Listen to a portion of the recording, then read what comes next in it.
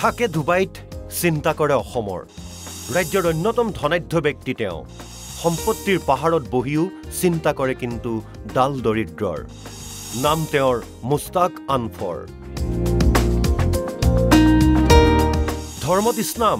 সহায়ৰ সময়ত তেওঁ নাচায় কোন হিন্দু কোন মুছলমান এই অসমৰ ছোৱালী মই এটাই কথা কম মোৰ জীৱনত মই ব্যৱসাৰ লগত মই প্ৰত্যেক দিন মই যদি অসমত নেথাকোঁ ডুবাই থাকোঁ 4 ঘণ্টা মই অসমৰ জাতি ধৰ্ম বৰ্ণ নিৰ্বিশেষে চবৰ সেৱা কৰি থাকোঁ মই আমাৰ আনফৰ ফাউণ্ডেশ্যন এখন আছে ইয়াত আমাৰ আনফৰ ফাউণ্ডেশ্যনে প্ৰত্যেক দিন মোৰ মোবাইল দুটা আছে এটা হ'ল ছ'চিয়েল মোবাইল সেৱাৰ মোবাইল এটা হ'ল মোৰ ব্যৱসাৰ মোবাইল মই 3 ঘণ্টা 4 ঘণ্টা প্ৰত্যেক দিন অসমৰ পৰা মই নেজানো আননোন পাৰ্চন সিহঁতে সকলে মোক ফোন কৰে যে দাদা মই বিপদত মোৰ আপোনাৰ ল'ৰাই পৰিব নোৱাৰে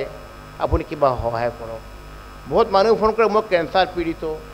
মই কেতিয়াও দেখা নাই কোনজন হিন্দু কোনজন মুছলমান আমি সব একজন ঈশ্বৰৰ বন্দা আল্লাহৰ বন্দা সেইকাৰণে মই সদায় সমাজ সেৱা নিস্বাৰ্থভাৱে কৰি গৈ আছোঁ আগৰ তথা সুগন্ধি আতৰৰ ব্যৱসায়িক সাম্ৰাজ্যৰ গৰাকী তেওঁ দেশে বিদেশে বিয়পি আছে তেওঁৰ ব্যৱসায়িক সাম্ৰাজ্য জন্ম হোজাইৰ পৰা ব্যৱসায় আৰম্ভ কৰি প্ৰতিষ্ঠা হৈছিল মুম্বাইত তাৰ পাছত সৌদি আৰবলৈকে বিয়পিল তেওঁলোকৰ ব্যৱসায় কিন্তু তেওঁৰ এই যাত্ৰা ইমান সহজ নাছিল মই অসমৰ হোজাই মানুহ মোৰ দেউতা 1921ত অসমৰ হোজাই আলিনগৰত জন্ম হৈছিলে তো খেতিয়ক আছিলে কিন্তু খেতিয়ক থকাৰ লগতে অৰ্ফেনো আছিলে তোৰ মাত্ৰ 3 বছৰ বয়সত তেওঁৰ দেউতা ঢুকালে গাৰ্জেন ভালকৈ নাছিলে বহুত কষ্টভাৱে জীৱনটো অতিবাহিত কৰিছিলে তথাপিও মোৰ দেউতা যেতিয়া ডাঙৰ হৈছে এটা সপোন আছিলে ব্যৱসায়টো কেনেকুৱা উন্নতি কৰা যায় মোৰ দেউতাই 1950ত মুম্বাই গৈছিলে মাত্ৰ 50 টকা হাতত লৈ পেলাই ব্যৱসায় আৰম্ভ কৰাৰ কাৰণে অসমৰ পৰা আগৰৰ তেতিয়া নামতি নাহাৰণি তিতাবৰ আপোনাৰ নাগালেণ্ড মিজোৰামৰ পৰা আগৰটো লৈ পেলাই তেওঁ মুম্বাই গৈছিলে লাহে লাহে মুম্বাইত 1960ত আমাৰ এখন ঘৰ হ'ল অফিচ হ'ল ইয়াৰ পৰা আমাৰ ব্যৱসায়ৰ যাত্ৰা আৰম্ভ হ'ল মোৰ দেউতাই বহুত কষ্ট কৰিছে দেউতাক মাকে ব্যৱসায় আগবঢ়াই নিছিল ব্যৱসায় সমান্তৰালকৈ কৰি গৈছিল সমাজ সেৱা পিতৃ-মাতৃৰ সেই পথেৰি অগ্ৰসৰ মুস্তাক আনফৰ মোৰ দেউতাক মই দেখিছোঁ যেতিয়া মই সৰু থাকোঁতে যদি ঘৰৰ ব্যৱসায় কৰে 5 ঘণ্টা কিন্তু 3 ঘণ্টা সমাজ সেৱা কৰিছিলে সেই মোৰ মাকো মই দেখিলোঁ এনেকুৱা মা আৰু দেউতাৰ লগত ব্যৱসায় বাণিজ্য জড়িত লগতে কিন্তু সমাজ সেৱা সমাজক মোক কেতিয়াও দেখা নাই যে জাতি ধৰ্ম বৰ্ণ নিৰ্বিশেষে চবৰ কাৰণে সমাজৰ সেৱা আগবঢ়াই গৈছিলে আমাৰ কাষতে আমাৰ হিন্দু মুছলিম অসমীয়া বহুত মানুহ আছিলে সেই সময়ত আৰু তেতিয়া মই সৰু থাকোঁতে দেখিছোঁ যে আমাৰ ঘৰত কিবা ভাত ৰন্ধা হ'লে কিবা ভাল কোনো খোৱা হ'লে টিফিন আপোনাৰ আহে পাহে যিমান আপোনাৰ আত্মীয়স্বজন হওক কিবাতো চবৰ ঘৰত গৈছিলে সেইবিলাক মই দেখিবলৈ প্ৰেৰণা ল'লোঁ মোৰ দেউতা আৰু মাৰ পৰা মই যেতিয়া আপোনাৰ দেউতা ঢুকাল 1990ত তেতিয়া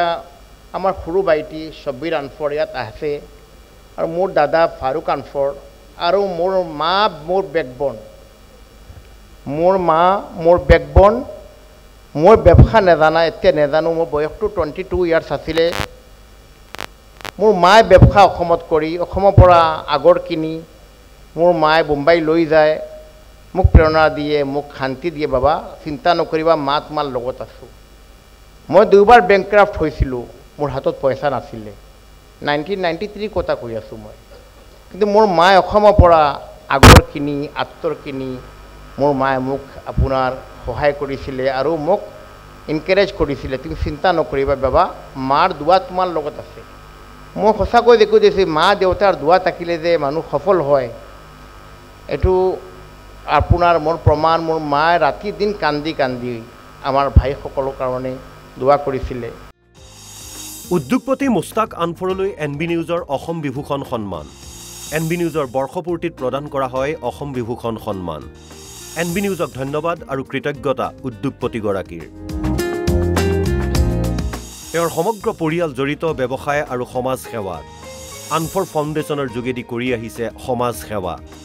দৰিদ্ৰ ৰোগাক্ৰান্ত লোকক কৰি আহিছে সহায় ৭০খন দেশত বিয়পি আছে আনফৰৰ ব্যৱসায়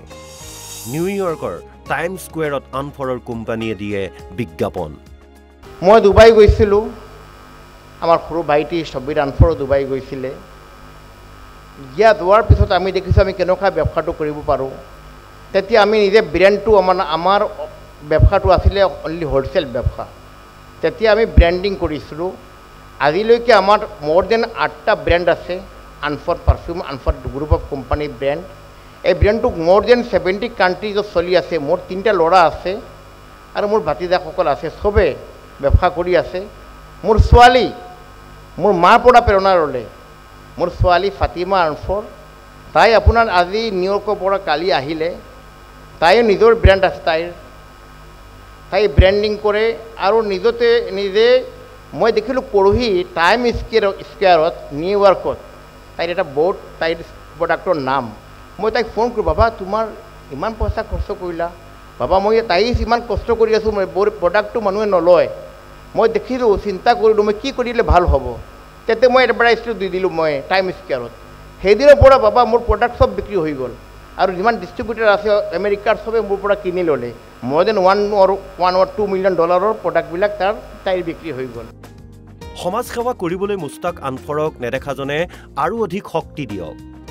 তেওঁৰ ব্যৱসায় আৰু অধিক বৃদ্ধি হওক এয়াই আমাৰ কামনা news desk report NB news